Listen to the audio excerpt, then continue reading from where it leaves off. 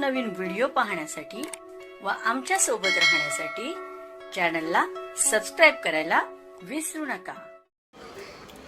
तर बघा काय माहिती आहे, 8व्या वेतन आयोगाच्या बैठकामध्ये सरकारी कर्मचाऱ्यांच्या युनियन नेहमीच जुनी पेन्शन योजना लागू करण्याची मागणी करत असतात।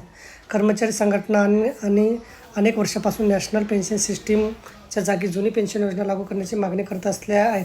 मात्र जसजशी 8व्या वेतन आयोगाच्या चर्चामध्ये हा मुद्दा पुन्हा एकदा चर्चेला जात आहे। आता तर कर्मचाऱ्यांचे प्रतिनिधी देखील हे मानू लागले आहेत की NPSला संपूर्णपणे समाप्त करणे आणि कदाचित जितके सोपे तितके प्रश्न निर्माण होते की असे का। वास्तविक NPS लागू होऊन जवळपास 2 दशके झाली आहेत आणि या दरम्यान कर्मचारी आणि सरकारच्या योगदानातून सिस्टीममध्ये 16.5 लाख कोटीहून अधिक रक्कम जमा झाली आहे। हा पैसा LIC, SBI, UTI सारख्या सरकारी विविध वित्तीय संस्थांच्या माध्यमातून शेअर बाजार, सरकारी बॉन्ड आणि विभिन्न कॉर्पोरेट इनपुट्समध्ये गुंतवणूक करत आहे। अशात जर सरकार पूर्णपणे जुन्या पेन्शन स्कीमवर परतली तर विशाल धनराशीला अचानक बाजारातून काढावे लागेल। त्यामुळे स्टॉक मार्केट आणि ब्रँड मार्केटमध्ये मोठी उलटापलट आणि खळबळ होऊ शकेल, कारण वरून लिक्विडिटीचे संकट दाटवण्यास देखील धोका आहे। हेच कारण आहे की आता अनेक कर्मचारी युनियन आता जुन्या पेन्शन स्कीम पुन्हा आणण्याची गोष्ट न करत सध्याची NPS युनिफाईड पेन्शन स्कीमच्या